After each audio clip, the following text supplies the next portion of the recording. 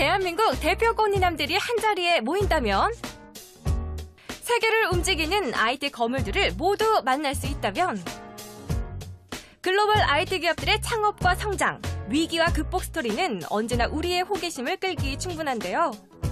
여기 세계 정상의 IT 기업 11개사의 성공 DNA를 파헤친 한 권의 책이 있습니다. 그 컴퓨터 역사부터 시작을 해서 소프트웨어, 구글, 마이크로소프트 이런 소프트웨어와 하드웨어 부품과 컴퓨터 이런 거에 이르는 전체적인 플랫폼을 담당하는 다양한 위치에 있는 기업들을 한꺼번에 이제 커버함으로써 독자들이 어떤 플랫폼에서 어떤 기회가 있을까 하고 한번 생각해 볼 수도 있는 그런 계기가 되지 않을까 그렇게 생각이 듭니다. IT 기업의 생생한 역사와 주인공들의 성공 스토리가 담긴 이야기 속으로 함께 떠나볼까요? 네, IT를 대표하는 거물들과 그들의 기업에 관한 성공 스토리 이야기인 것 같습니다. 맞나요? 예, 맞는데요. 이제 단순한 성공 스토리라고는 볼 수가 없습니다. 이 책에서는 이제 소위 잘 나가는 그런 이제 잘 나가기만 한 건 아닌. 그러니까 어떻게 보면 이제 오히려 어떻게든 살아남았던 이제 11개 IT 기업들의 이야기를 옴니버스식으로 지금 다루고 있어요. 애플, 구글, MS, IBM 이름만 들어도 쟁쟁한 IT 기업들의 탄생, 성장, 그리고 어떻게 위기를 극복했는지 이런 얘기들을 담고 있습니다. 저도 이 책을 참 잘 봤습니다. 11개 기업의 흥망성쇠를 한눈에 쭉 볼 수가 있었는데요.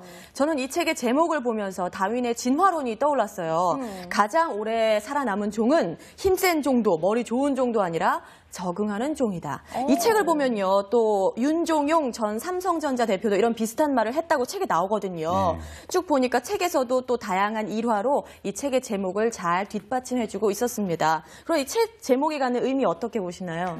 예, 보면요. 우리가 크던 작던 오래가는 기업은요. 고집이 없습니다. 그러니까 한 우물만 파지도 않죠. 그러니까 넓게 파야 보통 이제 깊게 판다 이런 말도 있잖아요. 그러니까 시대의 흐름에 몸을 일단 맡기고 이렇게 낙천적으로 살아가는 정신이 필요하다.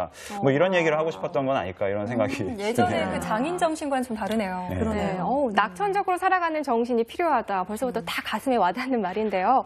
저도 잠깐 봤는데 애플이나 구글, 삼성과 같은 경우는 요즘 IT 시장을 주름잡는 기업이지만 소니와 또 노키아 같은 경우는 옛날이 더 좋았다 할 정도로 좀 어려움을 겪고 있는 상황이잖아요. 맞아요. 변화에 좀 적응을 못하는 것일까요? 아니면 시기를 잘못한 걸까요? 예, 제목에 저는 이제 답이 있다고 생각이 드는데요. 이제 노키아, 소니 분명히 누구보다도 강했던 이들이었거든요. 그런데 지금은 스마트 시대라는 외부 변화에 지금 전혀 적응을 못하고 있죠.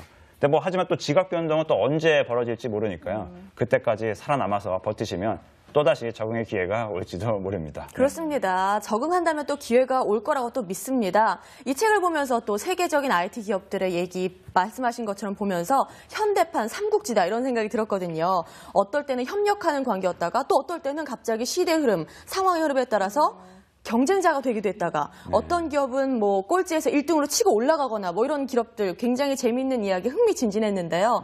기억에 남는 이야기 어떤 게 있으셨어요? 네, 아무래도 이제 외국 책에서는 좀처럼 이제 읽기 힘든 삼성전자의 얘기일 텐데요. 특히 이제 고 이병철 회장이 반도체에 올인해서 삼성전자 이제 기틀을 이렇게 세웠다고 할 수 있는 80년대 이야기가 저는 특히 재밌었거든요.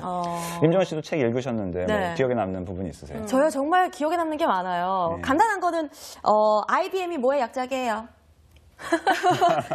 재밌었던 게 전 몰랐는데 인터내셔널 비즈니스 머신 이의 약자였더라고요. 그것도 재밌었고 또 그 IT와 우리 생활이 친숙하기 전에 훨씬 전에 IT 처음 기술은 대부분 군사용으로 기술이 개발됐다는 사실도 굉장히 흥미로웠어요.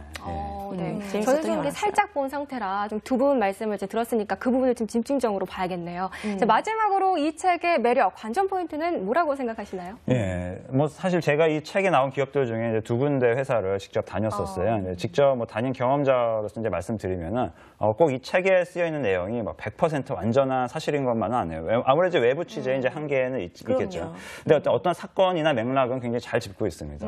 이게 100% 사실은 아니더라도 당시에 무엇이 화제였었는지 그 지점만 살펴줘도 책의 기능이 저는 다 했다고 생각을 하거든요. 저는 책이라는 건 화두를 던지고 그것에 대해서 생각하게 하고 또 이제 그걸 스스로 조사해보면서 비판적 독서를 하게 해주는 책. 그게 오히려 저는 소중하다고 생각을 하는데 맞습니다. 그런 차원에서 봤을 때 이제 이 책은 굉장히 소중한 책이라고 할 수가 있죠. 네, 변화에 잘 적응하는 기업들의 이야기가 궁금해집니다. 다음 주에도 더욱 유익하고 재미난 IT 서적 소개해드리겠습니다.